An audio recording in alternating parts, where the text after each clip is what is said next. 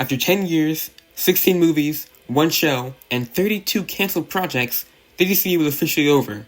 Was it because of misdirection, overspending, better competition?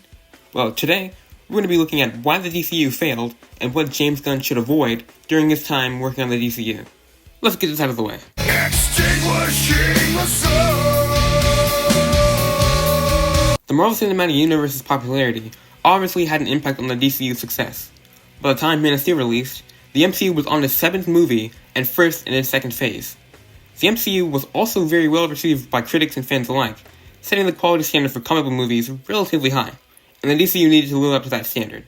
Not to say they couldn't, with movies like The Dark Knight being probably the most popular comic book movies even to this day.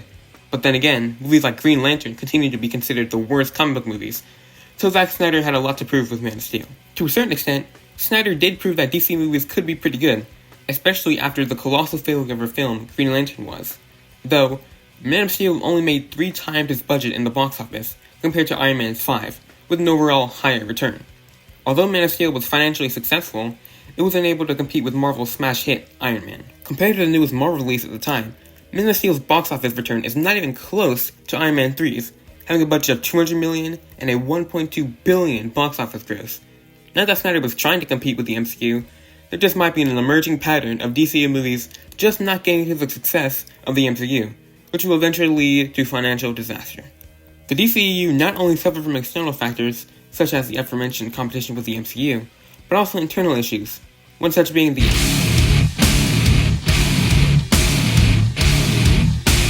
From pacing issues to dull plot lines, the DCEU is no stranger to bad direction within its films.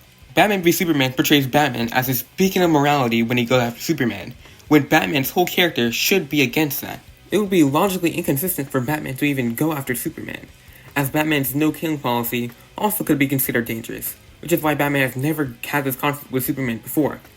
In The Dark Knight Returns, the quote-unquote inspiration for this film, Batman only fights Superman because Superman is told by the US government that Batman needs to be stopped. No morality battles to be found. In Justice League, the League is portrayed with Batman being the pseudo leader, when the League has been and should be on equal footing. In most comic book and animated iterations of the League, they're a team who come together to solve problems. There shouldn't be a single leader. In the film, it almost feels as though Batman, Wonder Woman, and Aquaman are the most important members, and Flash and Cyborg are just on the bench, and they don't really work together how they should.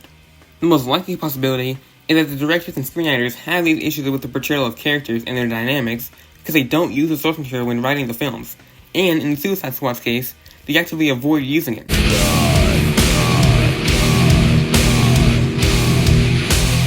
If any of the DCU writers were to actually take inspiration from and use the source material as a base to build upon, instead of just using the most bare-bone concepts like Bruce Wayne as Batman and Clark Kent as Superman, and completely making everything else up, the DCU wouldn't have felt like the cobbled-together mess it is. Batman v Superman really being a loose adaptation of The Dark Knight Returns, and a somewhat faithful adaptation of The Death of Superman, doesn't really make sense.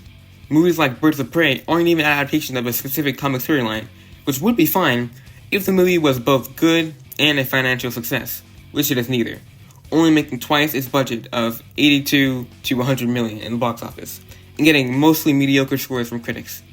This problem could have been possibly avoided if the screenwriter Christina Hudson based the movie on an actual Birds of Prey storyline, and it seems she can't write a good story with established characters without one. Even if she didn't want to use an established storyline, if she were to really study the comic version of the characters within the movie and their dynamics and relationships with each other, the story could have been dictated on how the characters reacted to the events within the story, which would have created a better story both normies and fans could enjoy. There is no doubt in my mind that the DCU's failure was mostly the fault of the scriptwriters and directors' inability to produce a good movie, not some superhero fatigue nonsense. The fans aren't at fault. As a result of the content of the films being subpar, fans and regular moviegoers alike were either disinterested in the films or disappointed with their quality. If Man of Steel was better, it would have gotten more return. If Birds of Prey was good, it would have gotten more return. If The Flash wasn't The Flash, it would have gotten more return. It's that simple. DCEU movie box office returns slowly declined as a direct result of the content just not meeting the fans' bar of quality. Movies like Black Adam and The Flash sealed the DCU's fate, and with its final movie, Aquaman of the Lost Kingdom, receiving very mediocre reviews and looking like it'll only just break even, the DCU has not gone out with a bang but a whimper. A sad, faint whimper as it's soon replaced by something greater. Hopefully. You've been watching Lowhand, I've been Lowhand, and time will see us realign.